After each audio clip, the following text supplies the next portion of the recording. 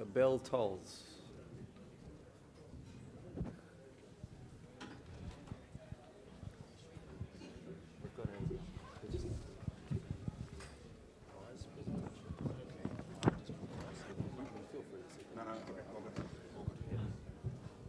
You just want the mic. Exactly. Control. I need the control.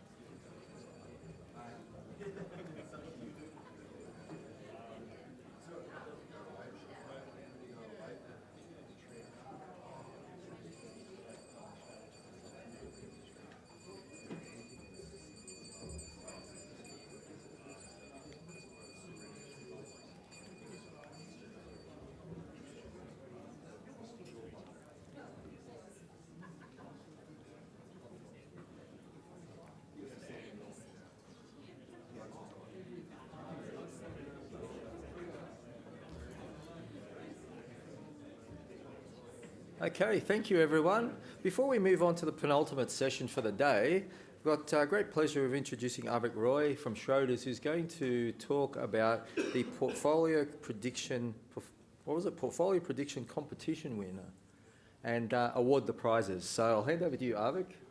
Thank you.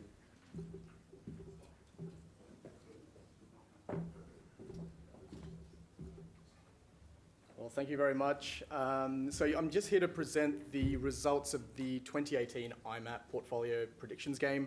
So just for a bit of background, we ran this game at the IMAP conference back in August last year. So we asked for the participants to submit their best portfolio that would weather the next 5 months. So this was from September last year up until the end of January. And this was to weather the markets and deliver a good risk-adjusted outcome for clients. So that was the idea. We had quite a lot of volatility in markets since then, as you all know, so the results were quite interesting. Just for a bit of background on why we run this game at Schroders, we've been doing this for about 10 years in different formats and different forums. And the reason is we place a lot of emphasis on asset allocation at Schroders, as you probably all know. This is one of our favorite charts. This just shows that asset allocation, more so than stock selection or manager selection in different market environments, different levels of volatility, generally provides the greatest driver of portfolio returns for clients.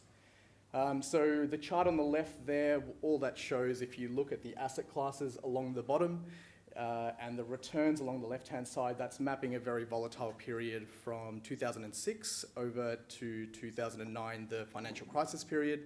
All this shows is even if you pick the best performing A-REIT manager, you would have still performed worse than the worst performing global equity fund manager and the worst performing Aussie equity fund manager. So you're just better off not being in A-REITs. So the asset allocation decision was significantly more important than the stock selection or manager selection. So looking at this and taking some of this as background, looking at the game that we are running. So where were we in August last year? Well, things were quite good.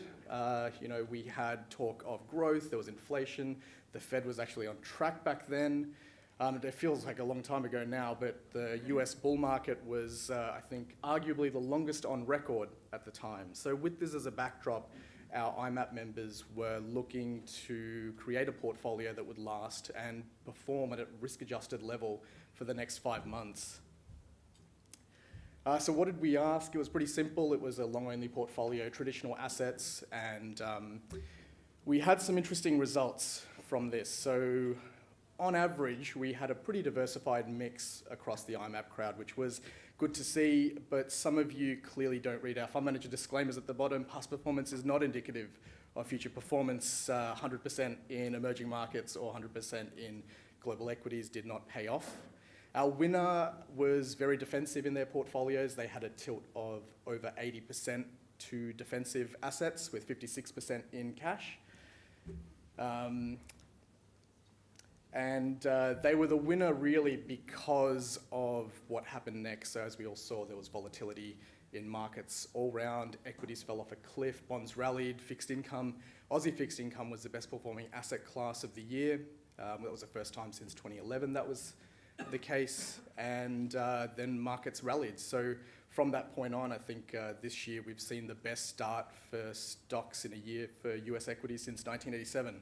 So it's been quite a wild ride, really. So the portfolios that we had were quite interesting. We had a diverse mix. The only portfolio that ended up returning a positive return was our winner. Everyone else had significant drawdowns. Everyone else had quite a lot of volatility, and the risk assets really didn't pay off. So moving on to third place in the portfolio predictions game, we had Nick Rivas of Elston. He's the head of asset management there. Well done, Nick. Yeah, so as I announce the winners, we've got some prizes up here, so please feel free to come up. I think we've got some photos and so on. In second place, we had Jerome Lander of Pro Capital. He's the managing director and an asset consultant, so well done, Jerome. And in first place, we had Cameron Howlett of Independent Wealth Partners in Victoria. Now, Cameron can't be here today, but we'll make sure to send him his prize. Cheers.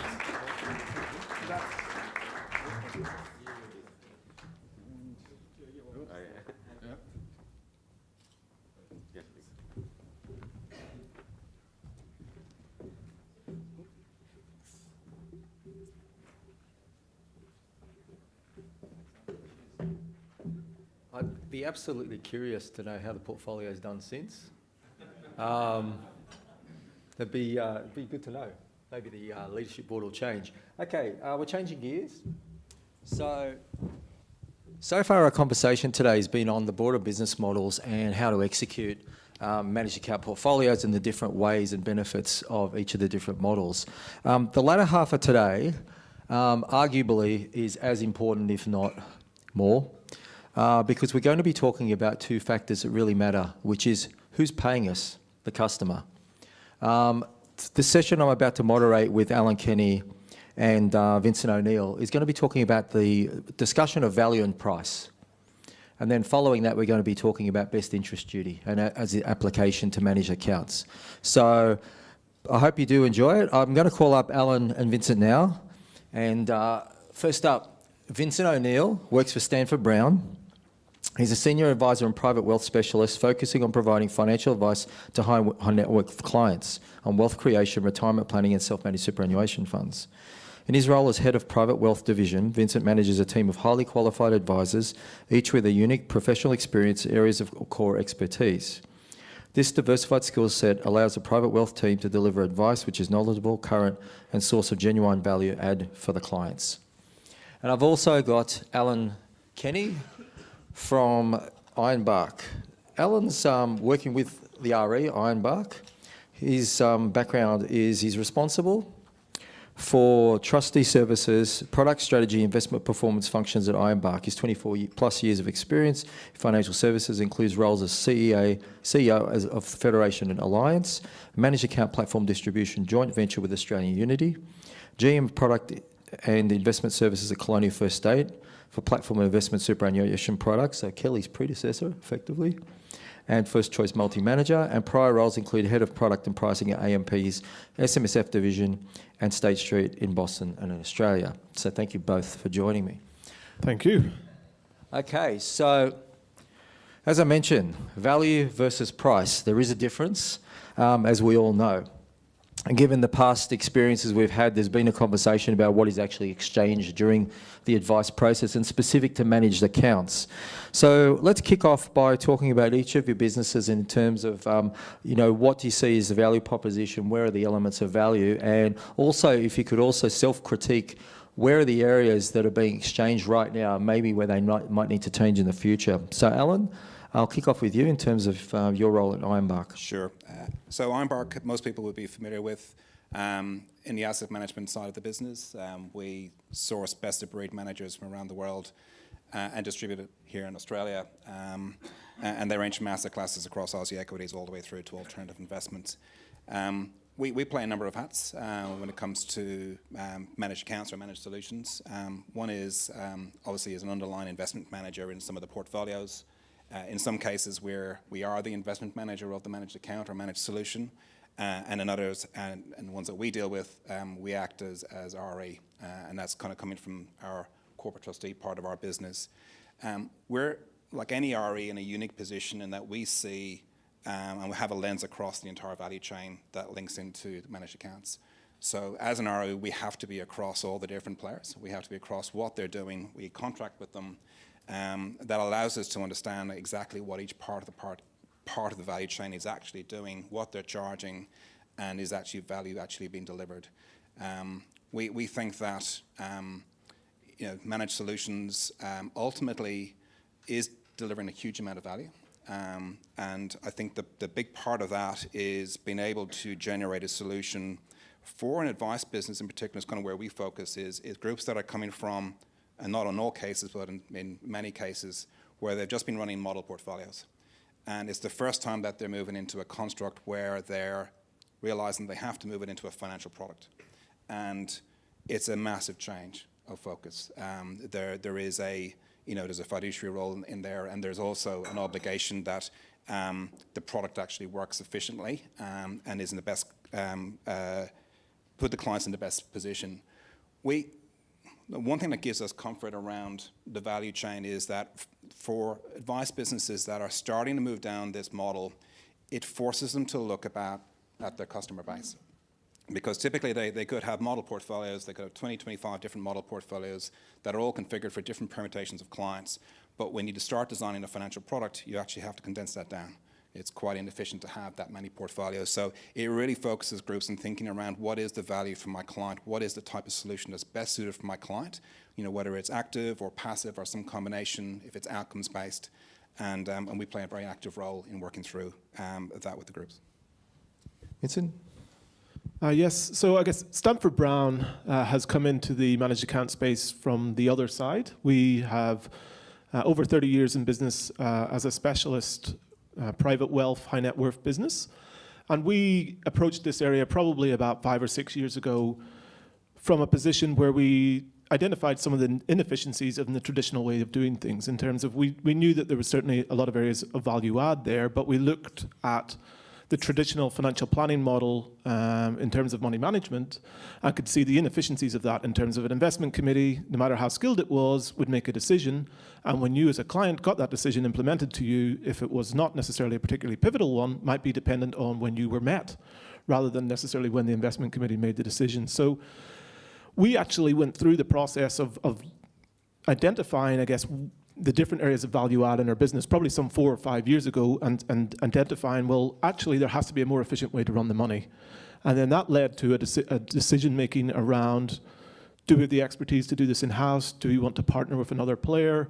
Or do we want to bring some of the expertise in-house? So we actively made a decision to bring in a specialist chief investment officer about 3 years ago, Ashley Owen, who had many years track record at Philo, and built a real specialist money management offering around that extended the philosophy that we had in terms of how we ran money for our clients, but just took it to the next level.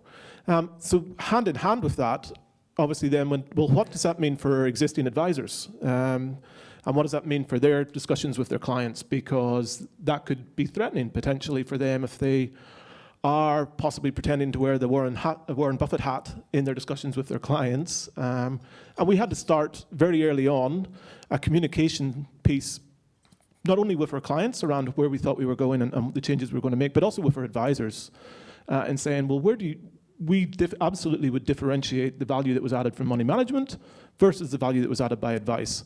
And we very substantially value both parts of that.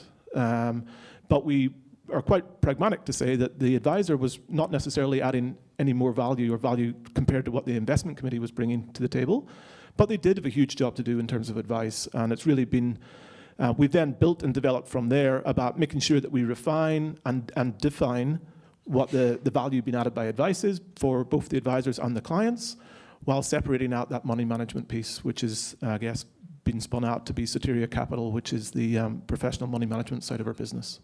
Vincent, that's the back end of that point is particularly pertinent. The question is that previously, and I was referring to Mark's presentation earlier on, he did some quant analysis which basically said that as a result of making a decision, there was approximately 1% leakage in performance. We all understand that in terms of investment and financial services professionals.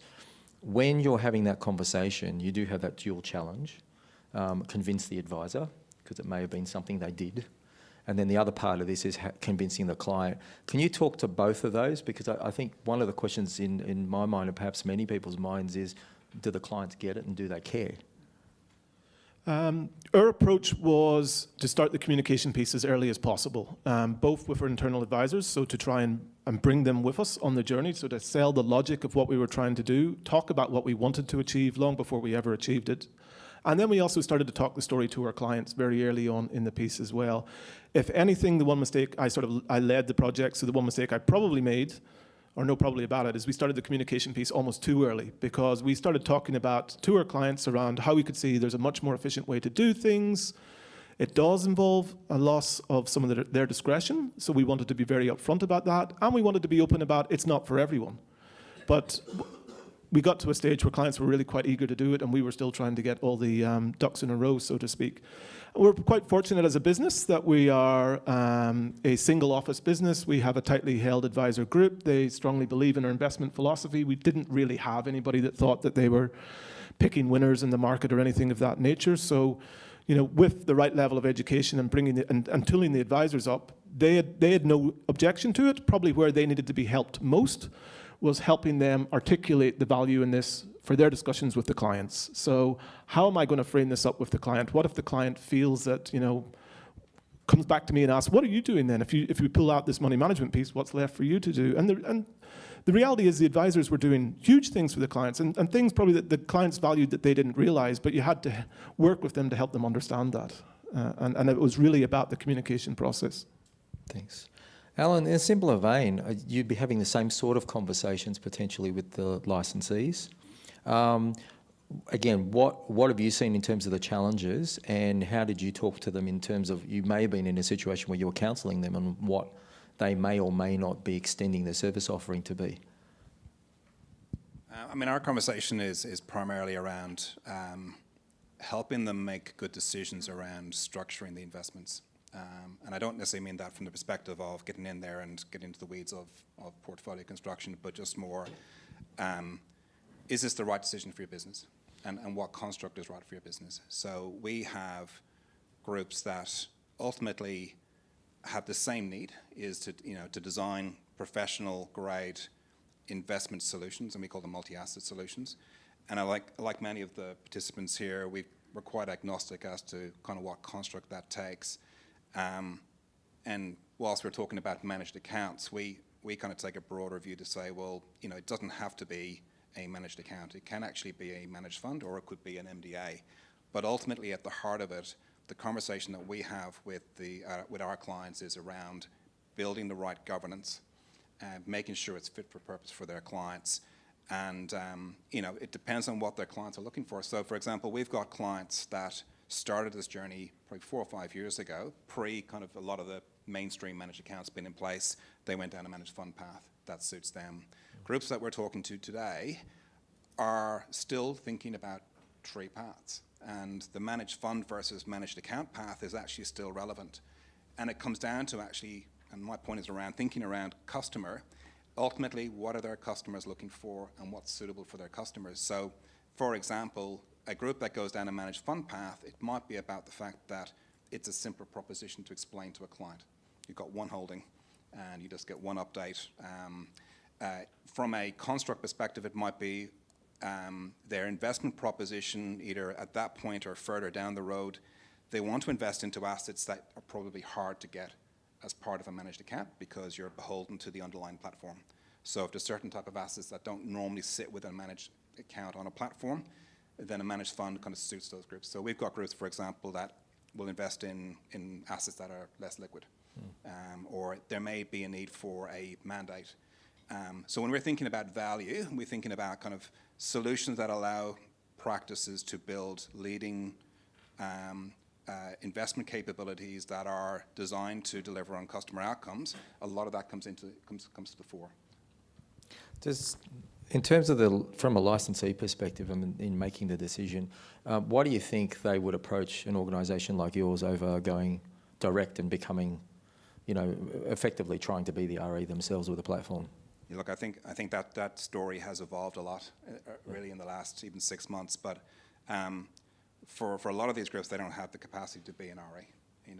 So I think the decision point is probably more: do I use the in-house RE of the platform, or do I use an external RE? So we think both models are obviously very good, and the choice then is around, and we kind of guided by what our customers tell us about what they're looking for, and it is about creating separation. So you've got planning practices that use the platform as their superannuation trustee, as their IDPS operator, may even be the RE of some of the investments that they invest into that through that platform. Having that separation, firstly, between the platform and the provider of the managed account, and having an external RE helps with that story around kind of managing conflict. But also then having an external RE between them and their clients is equally important. Yeah, I might just add to that if I can. Okay, we went through that same exercise a number of years ago when we were considering the options of particularly MDA versus managed accounts, and putting our advice hat on, we definitely were considering from a business liability perspective, if you are going to go for an MDA route, what implications that has, particularly from things like PI and things of that nature. You need to understand they are very different structures where the RE wears a lot of the responsibility. If you want to bring certain things in-house, you're actually bringing in-house, I guess, some of the risks that go with that. It's really worth doing your homework early on there. And I'd very much echo, it's about understanding what you want to get as the end client outcome. So, a managed account will give you one solution versus a managed fund that might give you more flexibility in terms of investments, but it might not present as well to the client. And some clients want much more transparency. They want to own all the underlying assets. They want to have the full transparency and flexibility in the portfolio, where a managed account can offer you quite a bit more that you can do on that front. So it is really worth doing your homework as you get into this process to understand the options. And now I guess it has evolved a lot to say that the ability to do it in-house without any external expertise is becoming a lot more challenging. But on the flip side, there's a lot of providers out there now that are stepping up to help firms build this sort of offering. I guess the other angle as well is more and more you've got practices that have books across multiple platforms. And particularly as we're seeing kind of groups peeling away from maybe part of the big institutions, and there's a lot of groups that are in acquisition mode. So they're thinking about kind of what platform presence do I need for the people that are currently in our practice and the people that might be in our practice in the future. So one of the reasons people come to us over, say, an in-house RE is they have a desire to build a uniform solution across multiple platforms. And I'm thinking managed accounts here primarily, where there is a single investment committee, there is a single investment advisor being an asset consultant, independent members, single process to define the portfolios, but implemented across multiple solutions. And really drive an efficiency around that. And I think having a single RE means you don't have to adapt that each time you build it. Yeah. Thank you, Alan. Vincent, in terms of client rebates, and if I can ask both of you some commentary on this, client rebates to some extent, are a way of lessening the overall cost, or they are directly in a way of lessening the overall cost of the managed account and institutionalising the fee offering within managed accounts. What do you see as the various roles and responsibilities of, for example, the licensee investment manager, and then, of course, the RE and overall platform? So I might divide two and two. Yeah, certainly. Look, I guess I can't really speak for the RE. I imagine, obviously, they need to make sure that the overall fee load is reasonable and it has the potential to add value for the client, and that's where their responsibility sits. From our perspective, and I guess we are fortunate here where we put on our advisor hat, we know that we're under a fee pressure in this industry, we've no doubt, and particularly on the money management side of what we do, there's definitely a significant focus on fees. That has come from certain media ends where it's been just about fees and bottom line performance, or almost fees over anything else. And it's also just part of a broader trend towards the Vanguardification or iSharesification of the world. If we go back a couple of years, when we were doing this, Stanford Brown as a group is reasonable scale. We've over 1.3 billion of assets under management. We wanted to take it to the fund managers and say, well, what can you do? What does this scale get us, or what does this get the clients? And push for rebates. And I'll be honest, a couple of years ago, we had moderate traction at best, modest probably. Move it on a couple of years and we've got real traction in that space. The fund managers are very aware of this now. They know the space has moved on. The traditional model, the ability to charge Large fees for active management is waning, and their willingness to either do one or two things: give us a rebate, which we'll pass directly on to the client, and I think that's very important. If you are negotiating rebates with your scale, from our perspective, it's essential that that gets passed down to the client, so that helps offset perhaps some of the other costs, such as RE and other things in the chain. Or look, can the managers do a new version of the fund for you? Do one in an ideal world, or perfect for an active manager is 0 fee and a performance fee when you've added value. So we like the new Class B that Alan Gray have recently launched, which they'll back themselves. They're not taking an ongoing MER. They're just going to take a performance fee with the right watermark in play there. That's, I guess, our key role is to use our leverage as much as possible to get those fees as competitive as they can be. Before I fire over to you, Alan, how clear do you make that to customers? We talk about it.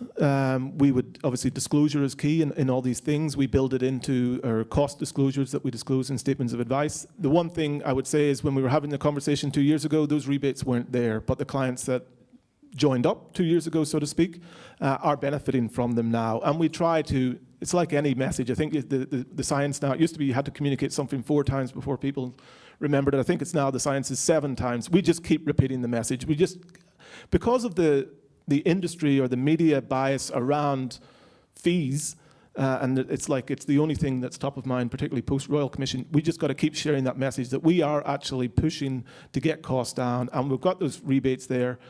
And I'll give one example, not to just plug NetWealth in the room, but our clients that are on that platform get a line item on their cash statement that says managed fund fee rebate. And we just go to it and we highlight it to them and we say, look, we're continuing to push for this and we'll push harder.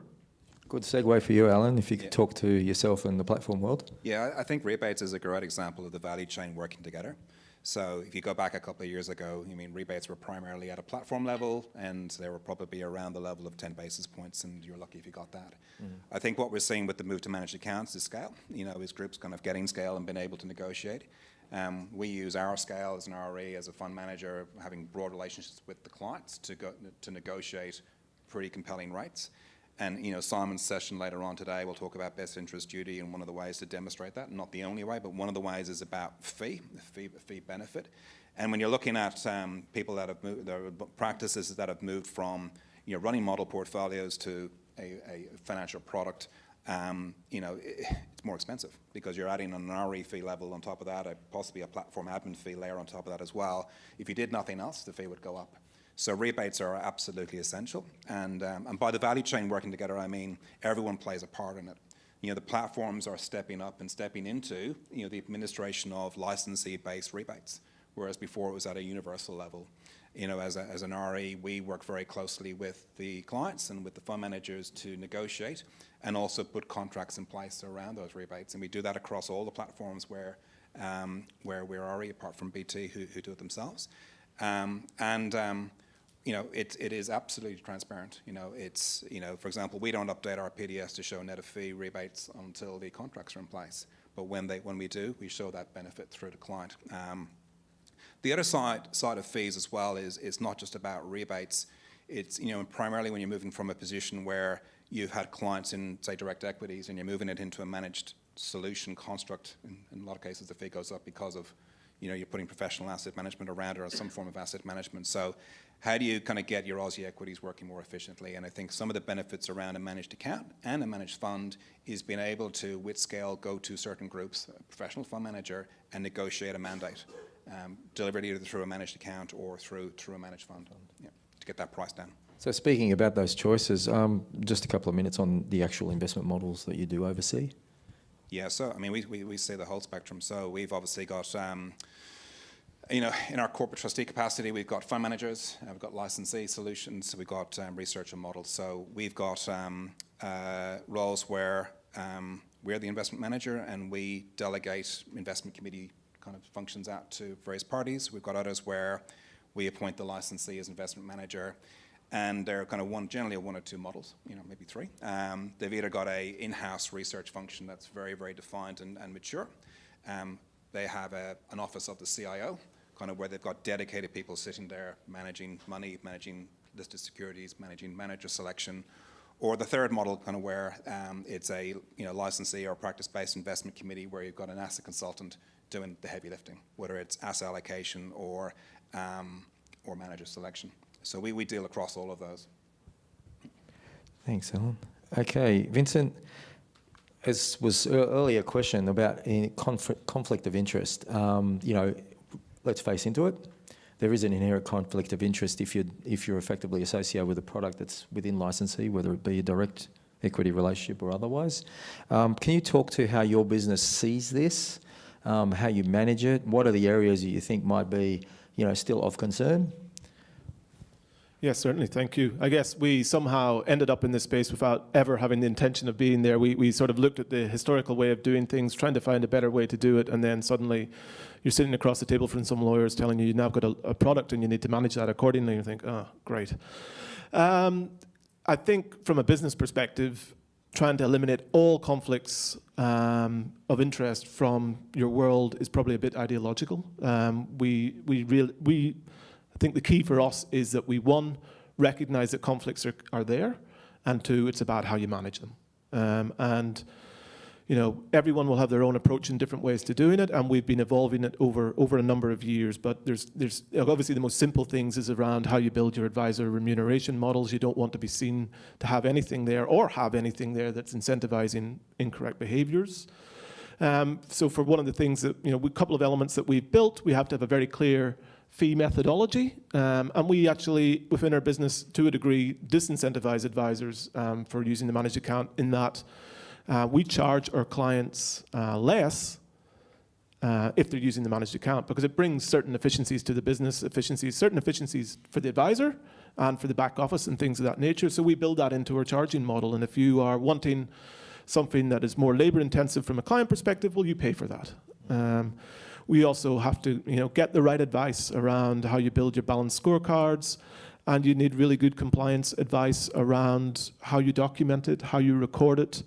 I think this space is moving quite quickly in terms of what's considered to be the requirements, or certainly what's considered to be best practice. We're regularly getting additional legal advice around what we want to be doing, and you just need to be sure that you're identifying that the conflict is there, you're making adequate disclosures, and certainly, if nothing else, file noting is key in this world at the minute.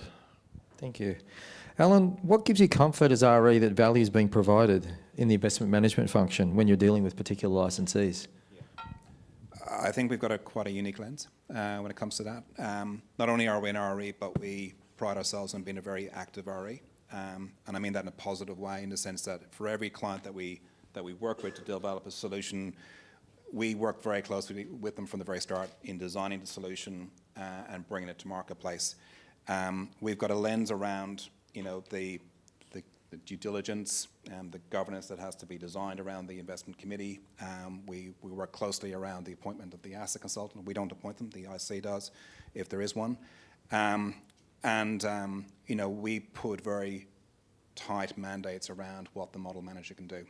Now, when we say we take an active role, it's more because, one, I think there's a need for some practices to have their hands held. Moving from let's just say, a model portfolio model to a financial product, it's a big change. And for many practices, that's the first time they're ever dealing with the requirements of becoming a financial product. And there's an education process around it, and there's a governance required around that as well. So we're actively involved in that as well.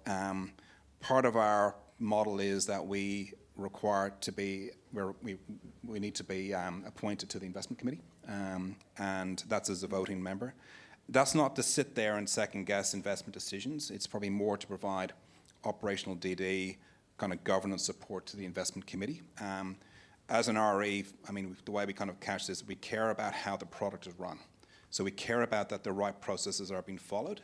So our role on the investment committee is not only voting on matters, but also ensuring that the right processes are being followed in making decisions around investments. We step in where we have to and guide and support. But one of them, for example, would be, one of the groups that we were working with. They initially put up, look, we want to do TAA, tactical asset allocation. And the question that we asked was, well, who's doing it? So we're doing it, the advisors. Okay, well, that's going to be difficult, right? And anybody that's come from one of the major shops, tactical asset allocation sounds easy to say, but it's really hard to make a good decision on the way in, and it's even harder to make a decision to when you get out of it, right? So, we got actively involved in that and said, look, we think from a risk management perspective, the asset consultant has to be the one that comes to the table and brings the inputs, brings the recommendations for the investment committee to debate and decide upon or ultimately adopt. So we take an active involvement from a risk management perspective. It gives us comfort that things are being followed well. Thinking about the exchange of value and the pricing, just briefly, certainly in my experience, I've seen fee ranges from 10 bips to 60, and it seems quite a range. So let's say I'm operating as an observer in this respect. What's your view, and maybe I'll ask you, Alan, and then of course yourself, Vince, as well, in terms of the gap, the change, how do you see that? Because I guess, let's just say it's a question. Yeah, I think first and foremost, we do look at the fee. We look at the fee at a total cost of client. For example, if it's a balanced option, is that comparable with other balanced options out there in the marketplace? That's your first kind of lens on it. The second, what is the amount that's kind of going to that business in some form or another? We absolutely look at that as well. But I guess the question you have to ask then is what's in that? What's been paid for through that fee? And I guess one of the major expenses that have to be met in some way is generally the expense of the investment committee, the expense of the asset consultant. So we've seen multiple models where it's either charged as a consent-based advice fee, or it's dialed up on the outside, or it's not charged at all because the advice fee is already commensurate with kind of the services that are being provided. And more we're kind of looking more at cost recovery. So businesses not wanting to charge kind of revenue-based models, but have some genuine costs that they need kind of covered through the model. Yeah. Yes, certainly. I'd echo a couple of the key points there from Alan. We started at it from a total cost to client perspective, so we know it just had to be competitive in the overall marketplace. And back to my comment earlier, we needed to know if we were going to charge an investment manager fee, that we had to have demonstrable value add there to the client. So what is your value proposition from an investment perspective? What are you doing? Are you selecting managers? Are you doing active asset allocation? Are you negotiating with fund managers? What are the different pieces that you are bringing to the table to the end client to add value? And I guess, can you justify that at the end of the day? We are quite conscious, again, of the downward pressure or the noise around downward pressure and fees. So we initially built models that were a blend of using active management and passives as we saw fit. Our particular philosophy as an investment manager is we will take quite significant positions or off-benchmark positions when we feel it's right from an asset allocation perspective, more so than a lot of others. And we felt that we were entitled to add a fee that covered that in return for some of the performance that we've delivered there. But we are also conscious that some clients come to us and the total fee load is almost the only thing they care about. Obviously, they care about advice, they care about the quality of the work that they're getting, but bottom line fee is maybe predominant. So we developed and launched late last year a sister suite of models, if you will, that were built purely out of passive managers. We still did the active asset allocation over the top, but we had the implementation was purely through passive instruments. And that was really to just go to the clients and give them the choice to say, well, if this is very important to you, this is one of the options versus the others. And we break down our return to our clients around, where have we added value from that asset allocation piece versus manager selection. And I think to the last speaker, we find that the active allocation has had much more dramatic effect than the actual picking of a manager within the piece. But as an advisor, I could go a level up above that and say picking the right risk profile is probably even more important again, getting that right. Yeah. I think that you go back to price and value. What is the value and how do you determine the value? I think the key word that's missing from all of this is substance. Is there substance behind what's being charged for and the services that are touted to be provided to the client? And you look at quality advice businesses that are running investment committees, and you look at the work that's been put into really thinking about their investment proposition, setting up the right governance structure, operating that. And we see that firsthand, and you can absolutely put your hand on your heart and say, there is substance behind this. That people are making decisions for the benefit of the client. If they're making decisions around tactical asset allocation, it is probably because their clients told them after the GFC, we expected you to go to cash when it went rough. We expected you to manage to an outcome, and the substance is about delivering to that expectation. That's a great segue into a broad question, which is thinking about ongoing service, and where we've been versus where we're going. So if I could ask yourself, Vincent, and then Alan, and we'll close out. Maybe we have time for questions. Look, I think we're moving to an age where I guess the value is held in information that wasn't freely available. So the value of an advisor was, working with a client because they had a knowledge that was not available on the other side of the table. And that value is probably declining over time just for the freedom of information via the internet and other means. That being said, I think there's huge opportunities and huge value added by advisors in the piece. So we are not at all, we're at Stamford Brown, we're incredibly passionate and strong believers still in the value of advice and what advice brings to the table. It's just you need to be quite clear around what you're doing with your clients and probably helping you articulate back to your clients what you're already doing.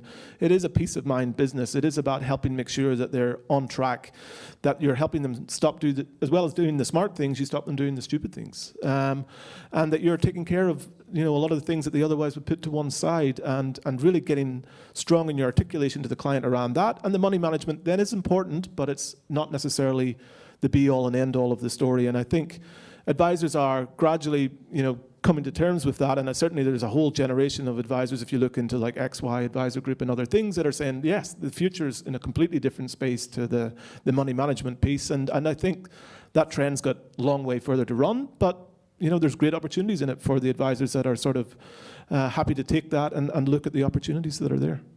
Yeah, I think one of the benefits of having, an in-house product is that intimacy. Is that one, firstly, understanding deeply your customer. And you think about it, there's nobody, for example, with Vincent's business, there's probably nobody that knows their clients better than them. Nobody's better able at designing solutions than Vincent's business, right? So when it comes to then having an in-house, a solution, where there is involvement of key individuals from the business, along with independents sitting on an investment committee, that ongoing advice becomes even more critical. It is that transparency and understanding around the investment process that you, as an advisor, you're probably going to have much more so than you'll have if you're investing into somebody else's fund. And I think that makes the ongoing advice even more critical. Thank you. Okay, we have about a minute or so for a question from the audience. Yep. Oh, sorry, we'll just wait for the mic. I'm simply hearing an extended, longer and longer value chain, cost recovery. At the end of the day, could you quantify what price you're going to be charging the end client? In what regard? With regard to advice or with regard to investment? Both. Yeah. What will the client be charging under this extended value chain that I've just been hearing about? Yeah, look, An indication of price. Yeah, look, I think if you talk to something such as a passive type managed account model, you're getting, excluding that platform, because platform may vary dramatically in terms of, I guess, balances and other things, but you're definitely can get into the 50 to 60 basis point territory for, passive type models with investment management fees and RE fees on top. And we, I guess, from our perspective, when we started this process and the transition for the clients, we found that there was lots of opportunities to bring the total fee load down through things like fund manager rebates, through using your scale, through using, if you've got the right expertise and they're doing asset allocation well, the suite of ETFs and things of that nature that are now available compared to even 2 or 3 years ago is dramatically better. And if you've got the right expertise in-house to use that for things like fixed income, yeah, look, it really varies. I've given you a quote in terms of what it is for a passive type portfolio, but you're talking there between somewhere like probably 50 to 70 to 80 basis points for a portfolio. Yeah. Not counting advice. That is just for the investment manager piece. Advice really depends on the situation. We charge flat fees to our clients. I'm sorry, that's probably commercial information, but we start at a level of about 5,000, and it goes up depending on the complexity of their situation, the demands on our time, our business model, the certain costs that we have, we are, I guess, a high-value, high-touch business. If a client comes to us where that's not suitable, we're happy to refer them to somewhere else that might be more akin to their needs. But we will be very strong on the value of what we deliver, and we don't have any lock-ins. So if the clients don't value what we do, we're happy to shake hands and let them move on. I might let Alan go for 30 seconds. 30 seconds? Yeah, look, I'd argue that the value chain hasn't extended. It is the same value chain, just recut in a different way. You still have an administrator, which is either like a Stay Street for a fund or as a Panorama for a managed account. You have an RE, it's exactly the same. You have somebody performing an investment function, it is the same. Different individuals performing the investment function, the value chain hasn't extended. It's how we're using technology and transparency to deliver on exactly the same proposition. So ultimately, the fee to client should be the same. It should be, around the same price. If it's a balanced model portfolio, it should be there and thereabouts. For an Aussie equity fund, it should be there and thereabouts. I'd like to thank you both for being so open and generous with your time and also your answers. And if you could please join me in thanking... Thank you. Thank you. Thank you both. Okay, let's move over to the last session of the day. And I'll put that down. Okay, on best interest duty. So I've got great pleasure in introducing Greg Newman of Hub24. Greg's had over 26 years of experience in financial services, covering asset management platforms and banking and dealer group management. Previous roles including Colonial First State and BT. He was a founding executive of Vantios, now First Wrap, and has held various dealer group roles as head of distribution, for example, of Gesby. And also Scott Caritas of the Fold Legal. Simon Caritas, which I should know because we used to work together not that long ago. That's scary, isn't it? It's been a long day. So Scott is going to be talking from the legal perspective, and I've just called him that again, Simon. I can be Craig. Yeah, you can be Craig. Sorry, that's because I'm looking for this. There we are. Simon, apologies. And I'm still looking for it. Make me do it now. He's going to make me do it. Good grief. The bios, we have to make them bigger next year. Simon's from the Fold Legal. He's been in financial services from virtually every angle, including ex-CBA with me. Yeah. Working on this very subject, best interest duty. Working with the regulator, a fund manager and Big Four bank, as well as large firms. Now at the Fold, he brings broad experience in financial services, regulatory advice to help clients meet cutting-edge technology, and that's both innovative and practical from a legal perspective. He's honed his deep technical expertise whilst overhauling policy systems and leading with the regulator, managing outcomes and disputes, and drafting regulatory documents and negotiating complex projects is just some of his talent. So with that, Greg, and I won't say it again, Simon. Definitely Simon. He still is Simon. Do we have a clicker? We do have a clicker. Okay. First of all, thanks to everybody for hanging around for the last session. And we'll just get on to... There we go. Okay. It's great for you that you've all hung around. I'm going to sort of speak for about 15 minutes or so about the best interest duty, what it is, where advisors go wrong, and so on, and then hand over to Greg. A little bit about me quickly. I started off as a grad at ASIC, so I've been inside the beast. That was sort of 15 or so years ago, many moons. But I did the grad program, then I worked for a big law firm. Then I was at Russell Investments for 7 years, an American fund manager with an office here in Sydney. And then I spent 5.5 years at Commonwealth Banks, which was up until only last year. So that was an interesting experience, being across the table from the regulator and working on a variety of things, but including some of the big remediation and compensation programs that you've heard about. And then last year I joined the Fold, and the Fold is a specialist financial services law firm, so that's pretty much all we do. We are passionate about the industry, and we've obviously been following the Royal Commission really, really closely. And what we've sort of essentially been doing for the last 18 months or so, and continuing to do, is to help our clients future-proof their businesses so they can sort of prosper in this sort of very different post-Royal Commission world. And a big part of that is educating them and coaching them around this sort of vague and nebulous concept of a best interest duty. So, I'm going to do a little bit of law, and I'm a lawyer. I'm sorry. It's only 2 slides, then we'll do some more fun stuff. But, so what actually is it? So we hear people talk about the best interest duty and related obligations. That's because it's actually 3, or you could argue 4 different sections, right? But they talk about them together as the best interest duty and related obligations, or sometimes just the best interest duty. So the first is just the overarching obligation to act in the best interests of the client, and the law provides you with one way of complying with that, which is this safe harbour. You've all heard of the safe harbour and the 7 steps. And the law says if you tick all those boxes, you get the protection of the safe harbour, meaning that we'll sort of deem that you've complied with section 961B. It's not the only way that you can comply, though, and this is what's not well understood. Just because you failed to tick all those boxes and complete the 7 steps doesn't automatically mean that you failed to comply with the best interest duty. It just means you don't have that protection of the safe harbour. Now, in reality, most licensees do set up their compliance systems to sort of ensure compliance with the 7 steps. Now, that's understandable because, first of all, some of them are just really good steps as part of a good compliant advice process, doing your research and making reasonable inquiries and so on. But also, it's because that's ASIC's interpretation. Certainly over the last, 2 or 3 years, and a lot of the investigations they've done and the reports like 515, 562 that have come out, ASIC essentially just does a desk review and they're looking for the 7 steps, all right?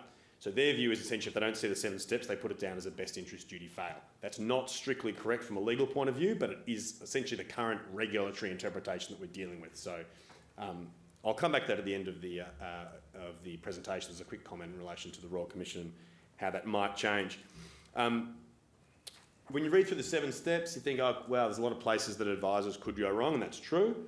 In my experience, we've noticed there's 2 that come up over and over again, the 2 sort of danger zones, and they are the advisor failing to do the product research, or at least to capture that product research somewhere on the file and explain it in the SOA. In particular, the client's existing product, right? That's the main one, it just has to be done. The other one is the advisor failing to link their recommendations back to the specific needs and objectives, the stated needs and objectives of that particular client. And when they fail to do that, if you've got sort of the FPA or ASIC or whoever reviewing 15 files or 10 files, they start to look a bit generic. They all look the same. So they're the 2 areas that we coach our clients on trying to improve. So the best interest duty, then there's the obligation to provide appropriate advice, which I kind of personally think is enough. I don't know why we need to be going through into separate 7 steps, but that's just an obligation to explain how your advice addresses their needs and objectives. You've started with the needs and objectives, you do your analysis, here's my advice and here's why it meets those. Sort of quite a neat little package in my view. And also why it is likely to leave the client in a better position. It doesn't have to, you can't come back 5 years later and say, look, that didn't work out, equity markets tanked. It's not how it works. The advisor just has to have a pretty coherent narrative at the time to say, for these reasons, based on my analysis, we think this will leave you in a better position. And that should be captured on the file and explained, summarised in the SOA. And finally, the conflict priority rule. So the obligation is to prioritise the client's interest above those of the advisor, the licensee, or the corporate group. And Vincent touched on this earlier.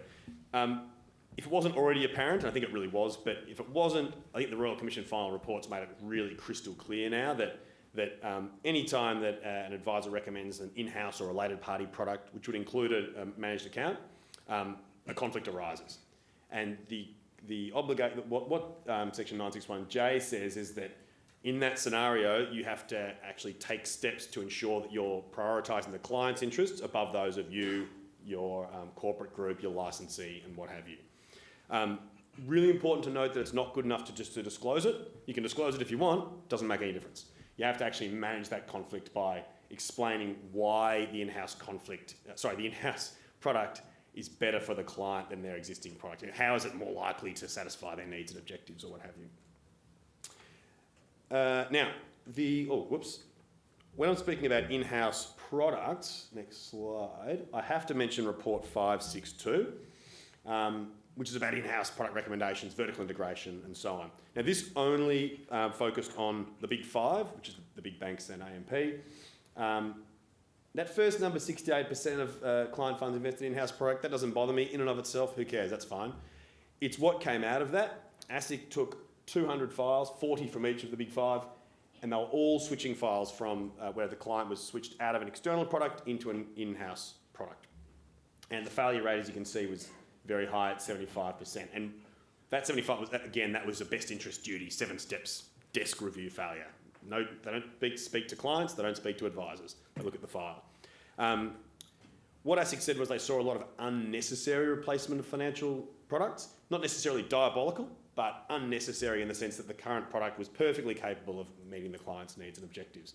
And in a lot of cases, it was probably that unfortunate, old-fashioned procedural method where the client walks in and the advisor sort of switches them into the in-house product as a first step and then focuses on strategy later, rather than doing it the other way around, which is sort of going through the process, strategy analysis, and then deciding at the end whether they should switch them out of their current product into an in-house product. Now, look, I think it would be naive for us to think, Big Four, Big Five, big end of town, we don't need to worry about this if we're a small or medium-sized business. The same conflicts do affect a lot of small and medium-sized advice practices and licensees, including those that use managed accounts. And James Shipton did mention in the middle of last year that at least that ASIC had plans, we don't know what those plans are, but that ASIC had plans to extend 562 to the broader market. So we're still waiting to see what that looks like, but certainly the conflicts that ASIC identified here do apply to the rest of the market in some way, shape or form, usually on a smaller scale. Now, that 75% number there looks really bad, right? And it got a lot of media attention at the time, and Haynes mentioned it in his final report as well. It's a little bit misleading. It looks worse than it is.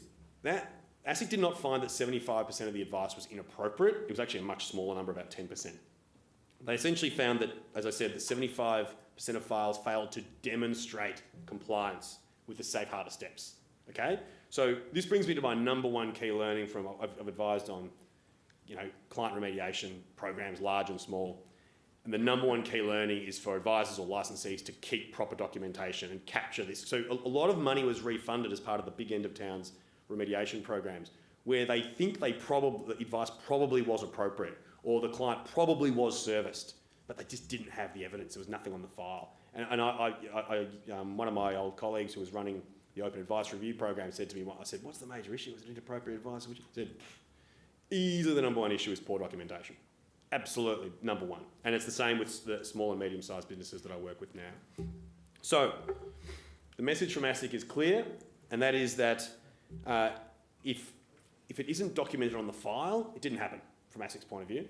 Right? So their view, good advice, appropriate advice that isn't documented, it's like a tree falling in the woods.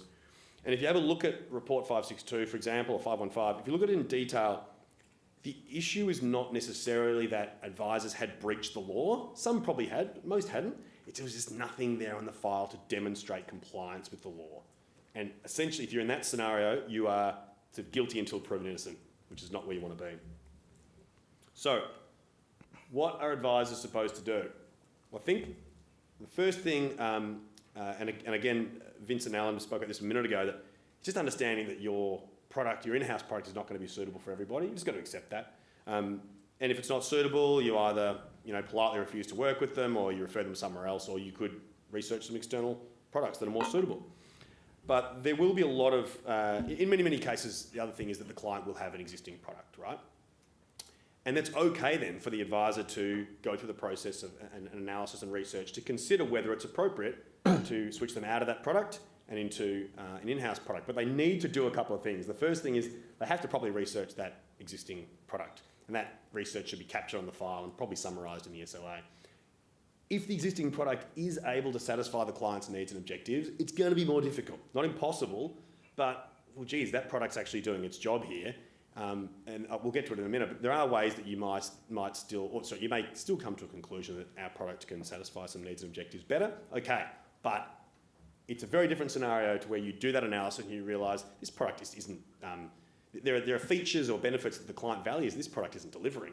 It's a very different scenario there where you're looking more likely that a switch is going to be in the client's best interest. Second thing is you have to actually conduct and ASIC's really big on this, and Ken Hayne mentioned this, sort of a like-for-like comparison, a comparative analysis of the existing versus the in-house or proposed in-house product. The newer thinking is you should add a third product as well. I'm not sure how much that adds. I don't mind it. Another product there that is capable of meeting the client's needs and objectives. So you sort of have the existing, the proposed in-house version, and then another version out there, just so the client can sort of get an idea of what the options are, pros, cons, risks, benefits, costs, and so on. Again, though, realistically, it's pretty easy to game that third one. So you pick one that actually works in theory for the client, but is slightly more expensive or has fewer benefits. So really what I think is that it comes down to existing versus the in-house one.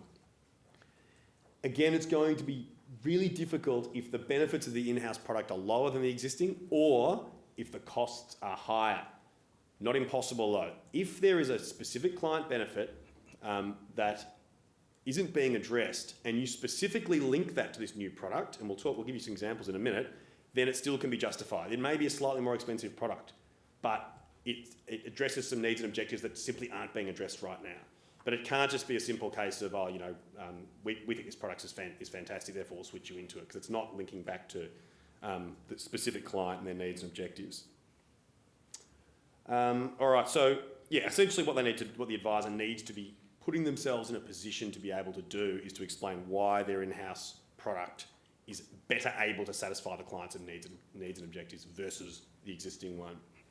Now, I was reading through the Hub24 core data report, which Greg's going to take us through in a minute, and I noticed a quote that I liked on page 24. We don't know their name, they're just called Advisor Male 35.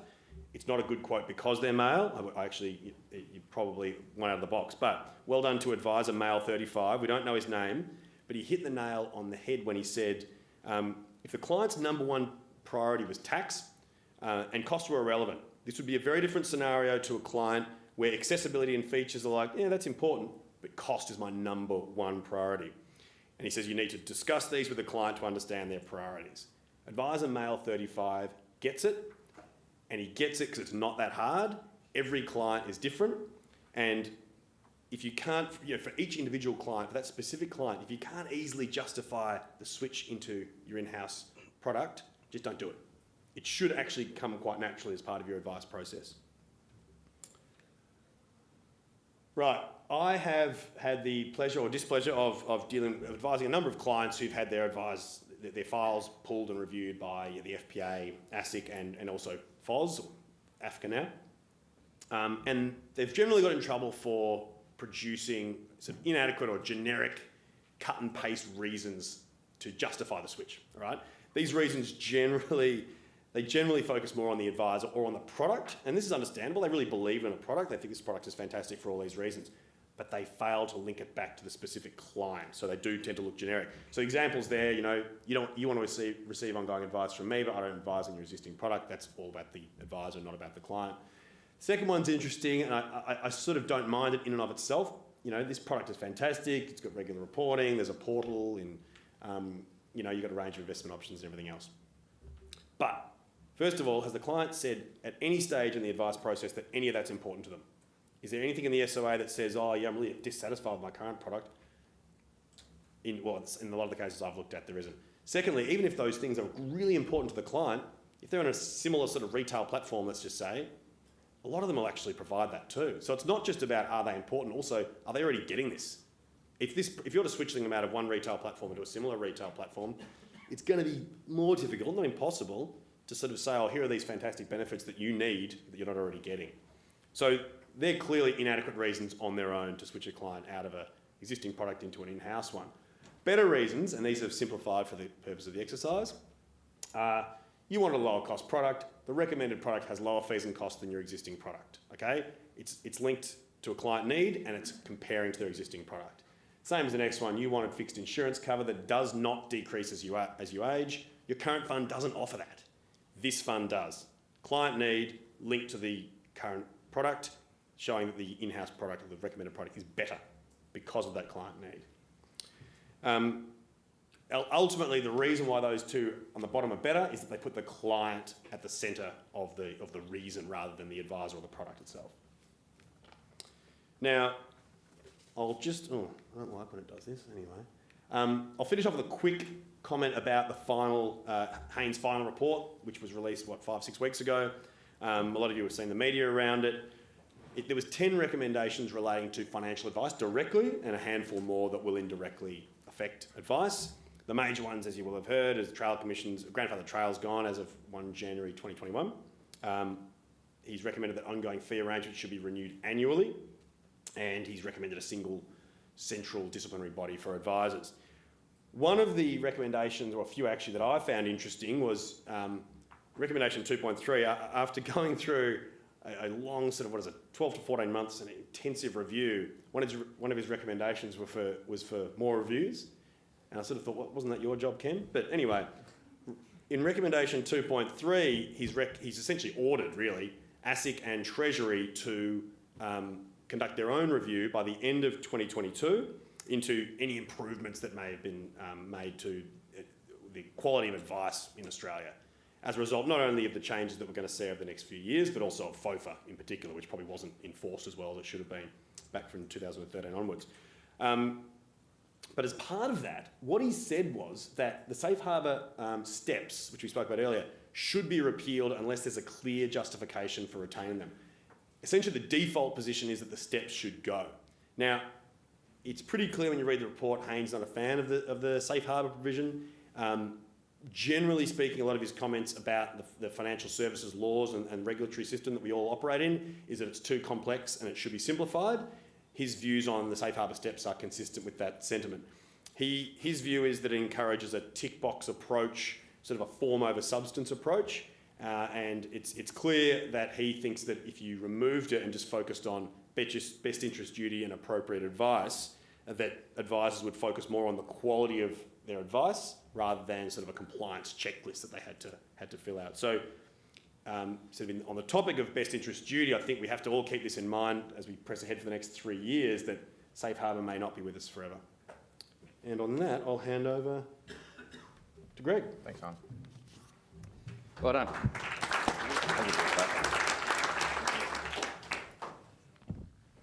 Good afternoon, everybody. How are you?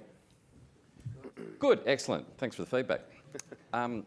Again, congratulations to Toby. I nearly called you Tony. Sorry about that. It's contagious, Rick. For putting on IMAP as usual. I think it's such a valuable forum for people to come together. It's my pleasure to talk for the next kind of 15, 20 minutes about the best interest duty. I'm not a lawyer, but we certainly spend a lot of time discussing this with advisors and, of course, understanding the role of managed accounts and how that impacts. The first part of my presentation is going to talk about very much a white paper that we had commissioned by Core Data. It was a white paper that really wanted to look at the impacts of technology, platforms and change on best interest duty, and also digging away at what's the impact of managed accounts in helping you achieve best interest duty. It's quite timely. It's 5 years since best interest duty was introduced, and we wanted to actually get a feel for how has the perception of best interest duty evolved over that time. You'll have to forgive me, I'm going through this stage where I'm not quite sure if I'm short-sighted or long-sighted, so if the glasses come off and throughout that, that's just my poor eyesight. Okay, so some of the insights that we saw along the way. There were 56 questions that were asked of some 300 financial advisors. Was anyone here surveyed by Core Data on best interest? No? Okay, fine. So no one was male 35 in the room, that's good. Now, there was cohorts of advisors that were put together, and the advisors were asked to select what cohort they fell into. And the three main cohorts were aligned advisor, and you'd normally think about those being with maybe some of the major banks and institutions. There were non-aligned advisors. They were not with the major institutions, but would be with some of the major dealer groups. So you might think about your GPSs, your Fortnums, your Enfocuses, TFSAs, and the like. And then there was the third cohort, which was own AFSL, which many consider to be the boutique market, the self-licensed market. Now, it was up to the advisor to select where they fell into that. So we wanted to get a view of what actually came out of that. And the key question that we were really trying to get to the bottom of is, how has technology, including the use of platforms, been used to support compliance and meet the aims of best interest duty? So there's a bit in there. One, did you understand best interest duty? How's it changed your business? How have you seen platforms change and evolve that process? And lastly, we really wanted to understand the impact with managed accounts. So that's what I'll be telling you about shortly. I was really disappointed. I gave up last weekend to study up on my knowledge of best interest duty. I had a pretty good background through dealer group work. And I'd worked on my sections 961B all the way down to J&L, and I was feeling pretty pumped until Tuesday. Simon got up there and did all the hard part of my preso. So again, mate, thank you for doing that, because I think you did an awfully good job, not an awful job. Sorry about that. I don't know what's happened to the water here today, Rick. It's hard to get the words out. Okay, so about the survey, I've covered some of what we've gone through there. The key findings of the white paper will be available. We've got a stand outside with Hub on it, but we wanted to pull out some of the biggies for you to think about. And the survey basically started off with 4 out of 5 advisors agree that the best interest duty introduction was actually necessary. And they saw this as being essential in raising the standard over the last 5 years of advice. So we went, okay, that's kind of interesting. So we saw that as a positive. We saw 2/3 of the advisors agree that raising the standards actually then equaled better client outcomes. But it was also considered not a waste of time or falling into the category of legs and regs for the sake of legs and regs and change. So we saw that there was a general consensus, no matter the early days. I think there was a bit of huffing and puffing and sighing about what best interest duty would mean to the day-to-day practice of an advisor. But overall, the overwhelming thing from surveying these advisors was it was good, and we like it. I don't know if like is the word, but it's good still. They also believed that through that process that there'd been appropriate training given initially. It was signposted quite a long way out that AFSLs had to come up and deliver appropriate training. But there was vastly different experiences depending on whether you're in a big shop, being a bank institution, or into those other 2 cohorts of the boutiques around what training had I received initially and ongoing, and where do I feel like I need further training now. So you can kind of see there's different flavours coming through. 86% of the advisors survey said they actually received in-house training from their licensee on how advice must be provided. There's also an overarching trend that there was a desire to get more external training coming through. And the verbatims that we cover a little bit throughout the presentation really do suggest that there's a sense of this needs freshening up, especially post-Royal Commission.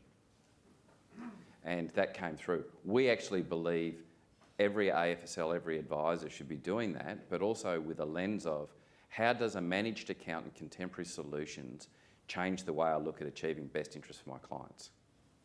Okay. Where we were 5 years ago, the innovation that's happened in this market, in platforms, you can just imagine there has been billions of dollars of innovation to introduce new features, the growth of managed accounts and like across all of the platforms.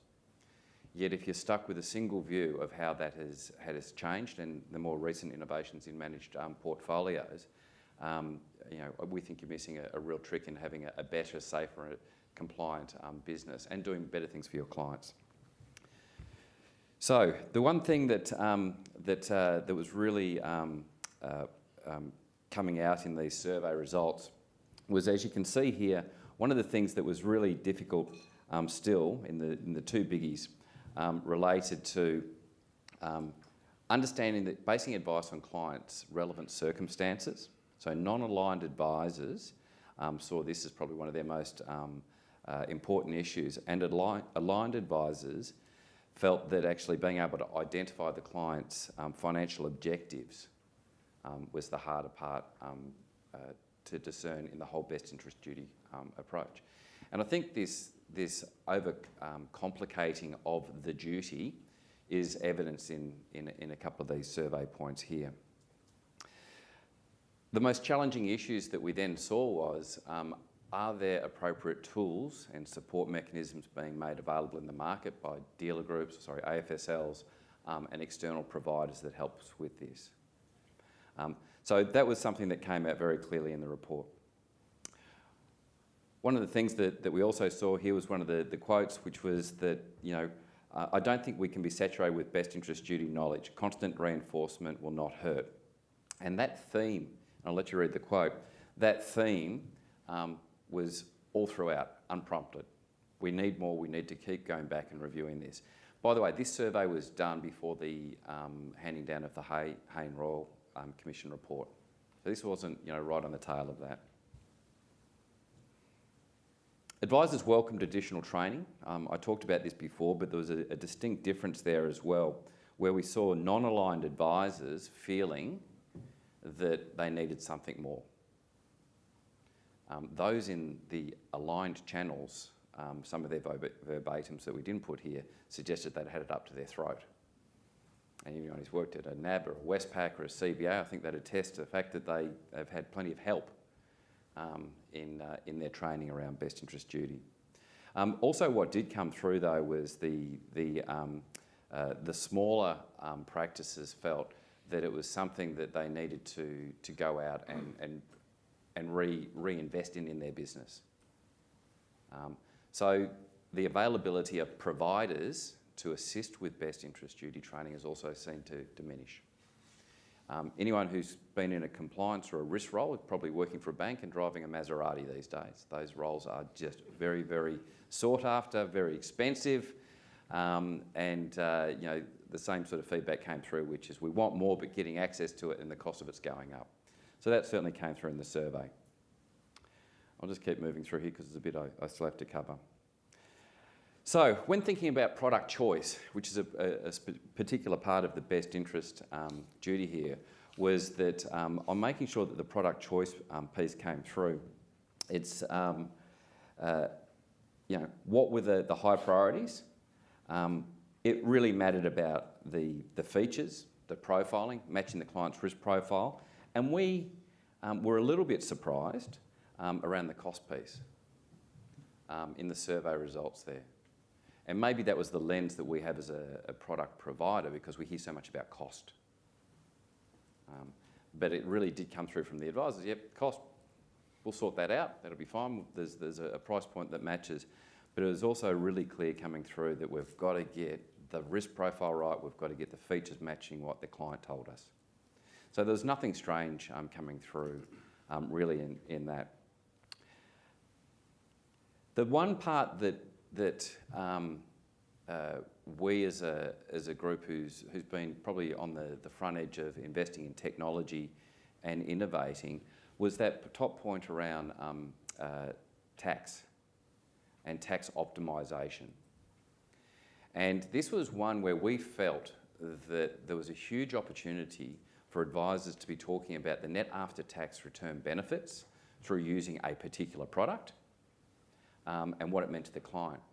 And when we reviewed this, we felt that actually maybe this is not an area that's been promoted. The utility of platforms and managed accounts that optimise tax for clients didn't appear to be well understood. And it didn't appear to be well understood in how to put it into a best interest context. Now, as a provider, Hub would say the creation of optimisation tax algorithms that run at the backs of managed portfolios is some of the hardest stuff we do. It is seriously, seriously tough. Optimising, choosing parcels, netting parcels, reporting on those parcels is probably one of the hardest things we do in the area we invest in the most. And when you come back and you say, hey, this thing's not really been considered, yet we are developing as NetWealth and Pano and all those sort of guys are, this functionality, there is a disconnect. Okay? So that was one that we were kind of excited about, feeling it maybe we're a bit early. Others saying we probably need to do more to promote the benefits there. Some of the risk modelling tools that were out there were also noted, and that was that lots of in-house tools, lots of Excel spreadsheets, lots of good questionnaires, but the availability of tools out there, they felt that things like Phenometrica and that were doing a good job, Xplan, but there was an overarching view that there was lots of good in-house things happening.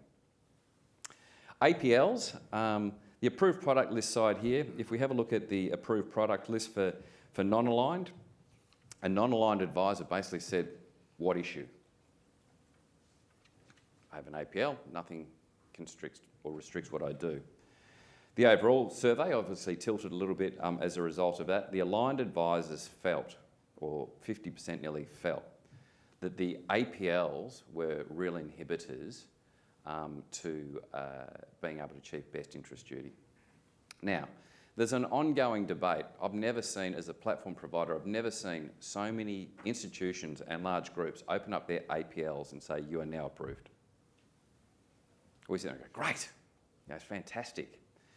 The reality when you talk to the advisors, though, is very much, yeah, you guys are approved, but gee, there's some hoops to jump through. There's some serious hoops here. And it does actually become a balancing act of, wow, I've got to get through here, here, here, and here, and to finally get the right thing, and you might have the right solution. So we're seeing a lot of things there where advisors are making the effort, taking the time, and probably being less profitable because of the extra work they have to do. So that theme came through, and I think there'd be some linking with what came out of the Hayne report as well. So platform offerings, I'll just be brief on this, specifically relating to platforms. Again, we said or saw here that broad menu of choice was important, tax optimisation and platform features offered was a key component of what was important and highly rated.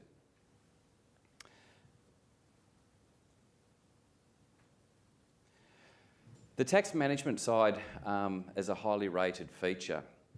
What I'm going to do is just pause a little bit on this slide, and I'll try and give you the example of this. And it does actually get into the nuts and bolts of managed portfolios or managed accounts as it runs through. As we all know, some of the great features is the transparency of managed accounts. You can see what's going on. You also have beneficial ownership. You're effectively buying a manager's recipe and applying it to a portfolio of assets the client buys beneficially.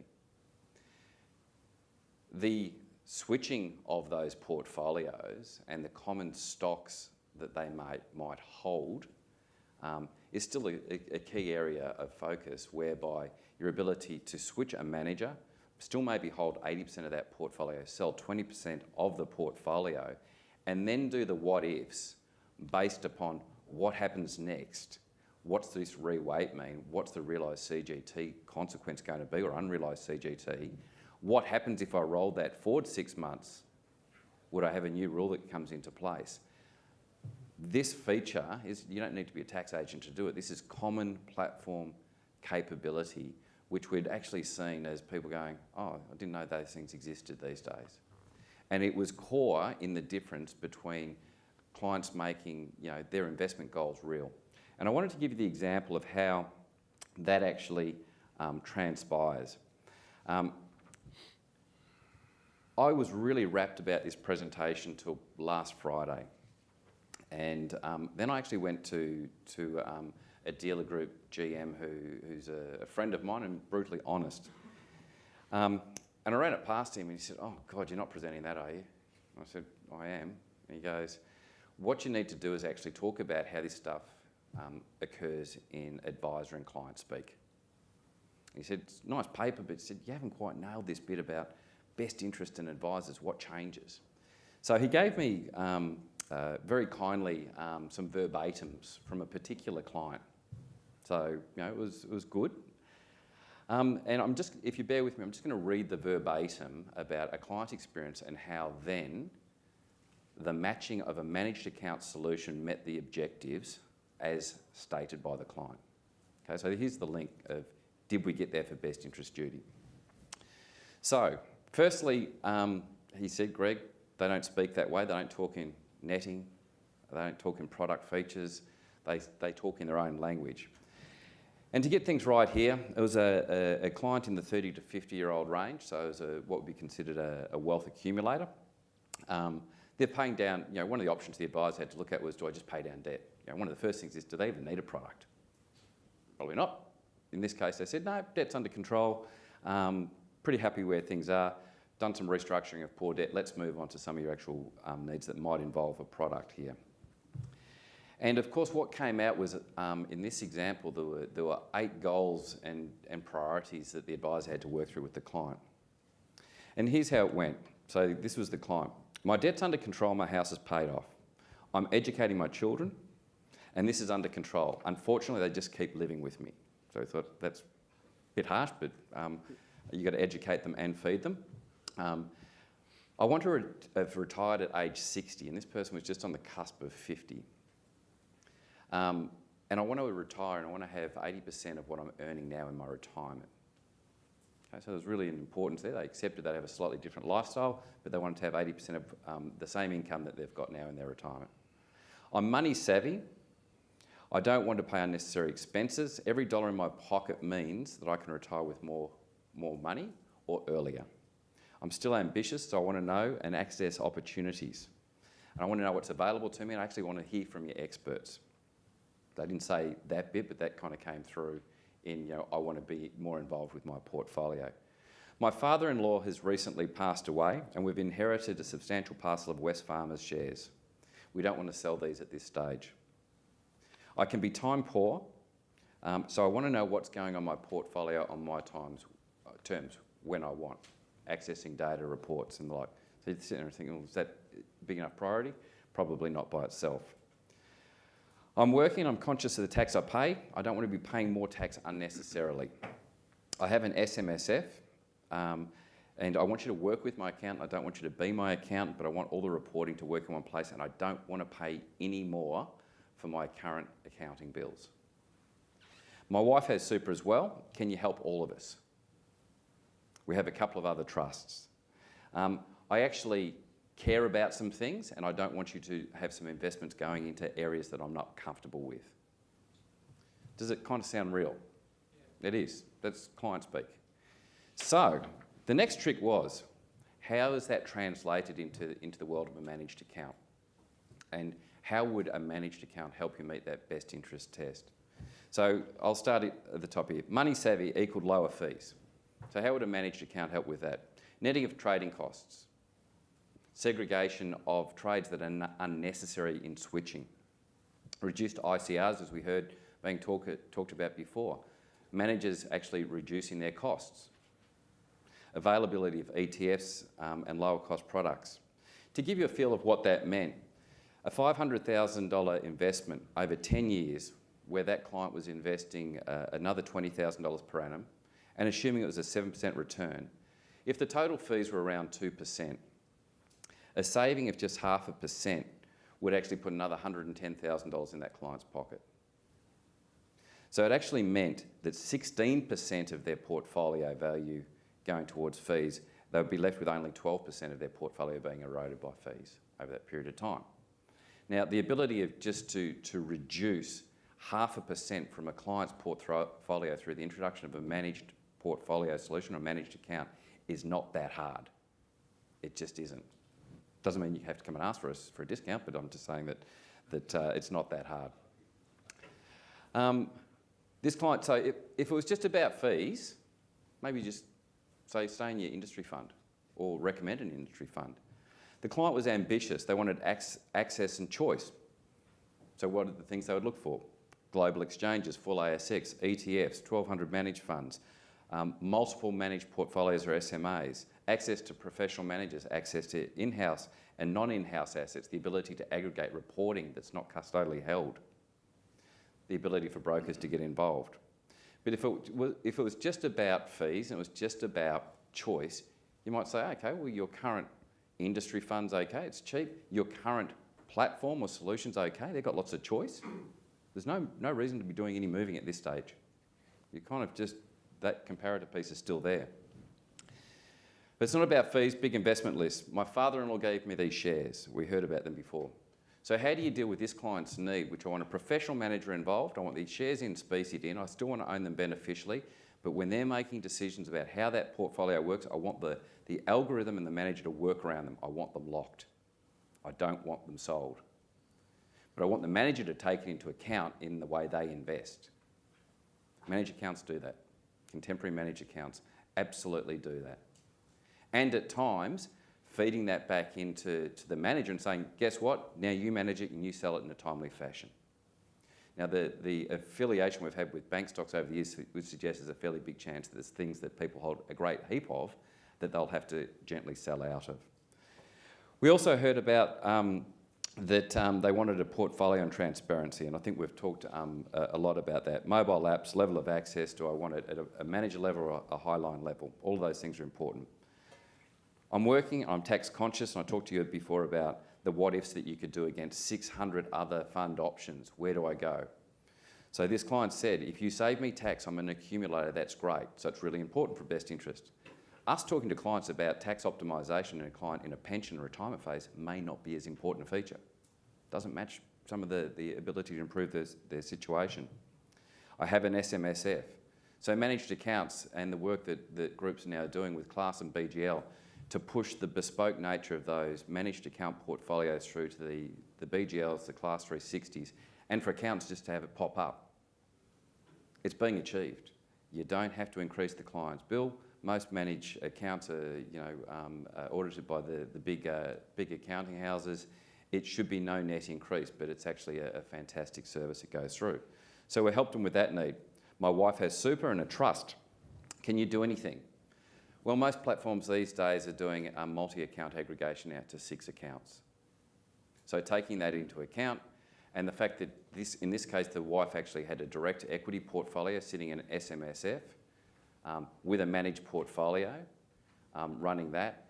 This client here also had his super with the same managed portfolio. So multiple structures, one investment manager operating across those with fee aggregation was saving this client nearly 40% of traditional fees if they were just treated as single units. And the last one was, we heard about this client saying, I care about the world. And those recipes that managers put together, the ability for a managed account to allow, in collaboration with their advisor, to exclude particular things, alcohol, tobacco, stocks, financial services, banks, whatever you like, to do substitutions. Put it in cash, don't do anything with it. So this ability to actually go from what was an SMA to what many people consider to be an IMA is there. I give you an example here in practical terms, for a reason, and I wanted to just highlight again. 5 years ago, I would say probably 50% of the features that are offered by contemporary managed portfolio solutions on platforms weren't built. You couldn't have done as good a job as you can today. So I'm a strong advocate for the fact that managed accounts certainly help advisors better achieve the goals of their clients and meet best interests. It's been a pleasure speaking today, and thank you very much for staying around and hearing from Simon and myself.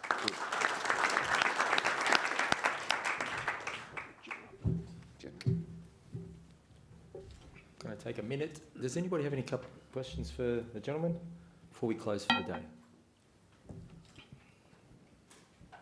That's it. Everyone wants a beer. Did an amazing job. Good. Thank you, Simon. Thank you, Greg. I doubt there's no doubt that managed accounts provide great benefits to clients and provide some efficiency to advice businesses. And whilst today's sessions have emphasised what was on offer and in terms of business models and the responsibility and governance and process, it's beholden on us to assist our clients to deliver service that's valued for an appropriate price that meets best interest rules. I want to thank you all for attending today. I also want to thank especially our sponsors, because without them today wouldn't have happened. I just want to ask also that we're going to continue to be conscious of the environment. If we could return our lanyards for recycling, that would be brilliant. Drinks are outside, so join us for a little bit, and thank you again. I'm going to hand you over to Toby for 2 seconds. Thanks, Rick. No, look, first of all, please join with me in thanking Rick for his work through the day. As he said, drinks are outside. You'll be getting a SurveyMonkey survey very shortly on your phones. Please fill those in. We value them.